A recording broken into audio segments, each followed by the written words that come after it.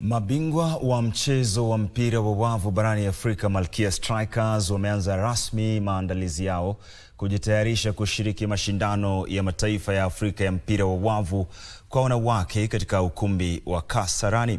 Wakijitayarisha kwa mashindano hayo yatakayoandaliwa jijini Nairobi kuanzia tarehe 23 mwezi ujao hadi tarehe 5 Septemba. Kocha mkuu Geoffrey Omondi aliongoza mazoezi ya kwanza yaliyohudhuriwa na wachezaji 23, ilhali wachezaji Esther Mutinda wa KCB na Milka Akinyi wa Kenya Pipeline wakiwa bado hawajaripoti kambini. Wachezaji 7 kwenye kikosi hicho cha wachezaji 25 watapunguzwa kabla ya kuanza kwa mashindano hayo. Kenya inanuia kutetea ubingwa wa Afrika hapa nyumbani, huku mashindano hayo pia yakitumiwa kama njia ya kufuzu kwa michezo ya Olimpiki ya Los Angeles, Marekani. Jumla ya mataifa 16 yamethibitisha kushiriki katika mashindano hayo ya Afrika.